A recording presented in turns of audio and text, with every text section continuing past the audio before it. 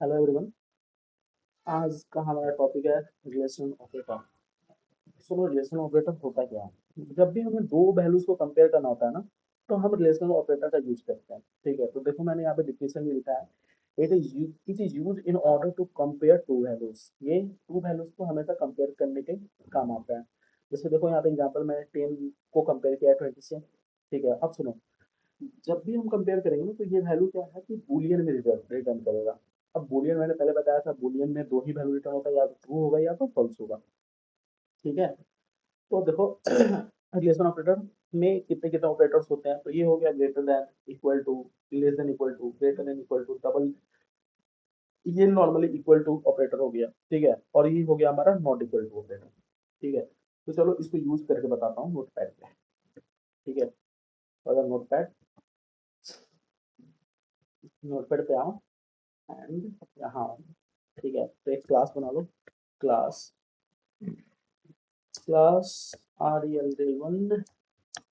ठीक है, relation operator one and main method public static void main। Okay, string okay. अब देखते जाओ हमने system dot out dot printer मान लिया। ठीक है, अब देखो हम ना 40 को 20 से कंपेयर कर लेते हैं पहले, कि 40 बड़ा है या नहीं 20 से। ठीक है, 40 इज ग्रेटर देन 20 और नॉट।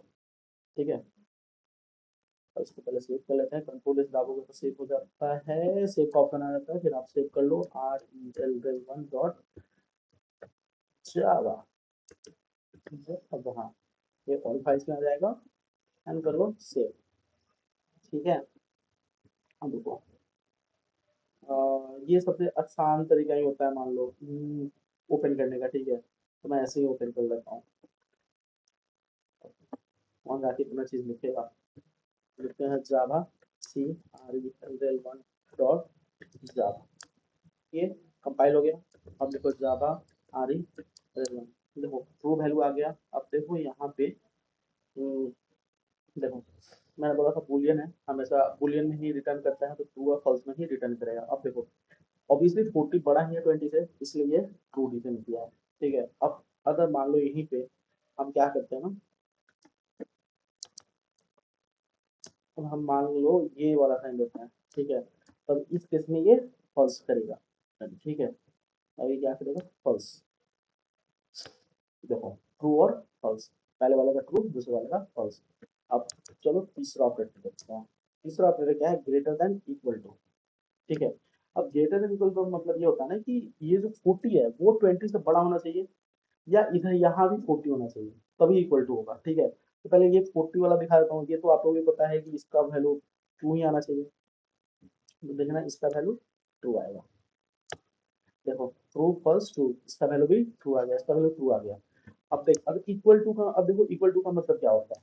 ठीक है, अगर यहाँ पे तुम इक्वल टू देते हो और यहाँ पे अगर 40 दोगे, ठीक है, यहाँ पे 40 दोगे, तो ये भी ट्रू देगा। इसलिए क्योंकि पता है क्यों, क्योंकि देखो ये, इसका मतलब यही होता है ना कि या तो बड़ा होना चाहिए। ठीक है, इधर वाला साइड या तो बड़ा होना चाहिए या दोनों इक्वल होना चाहिए, तो यहाँ पे भी ट्रू देगा क्योंकि ये इक्वल है। ठीक है, तो देखो इस केस में ये दे देगा ट्रू। देखो इस केस में भी दिया ट्रू। अब एक और चीज दिखा देता हूँ, अगर एक और कंफ्यूजन है, तो मान लो अगर तुम यहाँ पे दे तो इक्वल टू, ठीक है, और इधर दे तो इससे बड़ा, इससे बड़ा दे दिए 50। ठीक है, तो इस केस में ये फॉल्स दे देगा, क्योंकि ये 40 जो है वो 50 से बड़ा भी नहीं है, इक्वल भी नहीं है, तो ये क्या दे देगा, फॉल्स रिटर्न कर देगा यहाँ पे। ठीक है, तब यहाँ पे ये क्या करेगा, रिटर्न करेगा फॉल्स। देखो यहाँ पे रिटर्न कर दिया फॉल्स। अब ऐसे ही आपका हो जाता है, ऐसे ही होता है, less than, less than equal to. ठीक है, अब इसका मतलब ये होना कि या तो 20 40 से छोटा होना चाहिए। ठीक है, 20 मतलब 40, या तो 40 छोटा होना चाहिए, नहीं तो ये दोनों इक्वल होना चाहिए।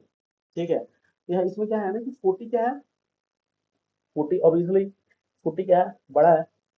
ठीक है, तो ये क्या रिटर्न कर देगा आपको, फॉल्स। ठीक है, ये हुआ, ये हुआ, देखो ये रिटर्न कर दिया फॉल्स।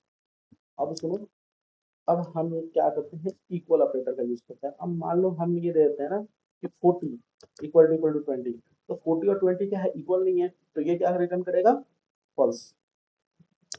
ये रिटर्न कर देगा फॉल्स। देखो ये भी रिटर्न कर दिया फॉल्स। ओके, बट अगर यहीं पे तुम अगर इसको 40 लिख दो, देखो तुम इसको 40 लिख दो, तो ये क्या कर देगा, रिटर्न कर देगा ट्रू। तो इस केस में रिटर्न करेगा ट्रू। ठीक है, कर दिया ट्रू। अब देखो नॉट इक्वल टू क्या होता है। अब नॉट इक्वल टू जो होता है वो हो जाता है, ठीक है, नॉट इक्वल टू। अब देखो ये जो वैल्यू है ये 40 greater than equal to 20, okay, तो कंट्रोल सी कर लेते हैं। ठीक है, if 40 greater than equal to, ये क्या वैल्यू देगा, ये ऑब्वियसली ट्रू देगा क्योंकि 40 बड़ा है 20 से। बट अगर यहाँ पे तुम नॉट का साइन लगा दोगे, ठीक है, तो इसका आंसर हो जाएगा फॉल्स। ठीक है, पहले बिना नॉट का देखो, पहले बिना नॉट का देखो, यहाँ पे दे देगा ट्रू। ठीक है, तो मैंने ऊपर तो बताया था बट एक बार देख लो। देखो ट्रू दे रहा है, ठीक है, बट तुम जैसे यहाँ पे नॉट लगाओगे ये आंसर रिटर्न कर देगा। ठीक है, ये आंसर रिटर्न कर देगा, देखो आ गया फॉल्स। ठीक है, तो इसका मतलब यही होता है कि अगर इसका वैल्यू मान लो ट्रू आ रहा होता है, तो तुम अगर नॉट का साइन लगाओगे तो वो क्या हो जाएगा ना, रिवर्स कर देगा। ठीक है, आंसर को रिवर्स कर देगा, ट्रू है तो फॉल्स, फॉल्स है तो ट्रू। तो ये हुआ आपका रिलेशन ऑपरेटर। तो आज का क्लास यहीं पे खत्म करते हैं। ठीक है, फिर मिलते हैं कल। बाय।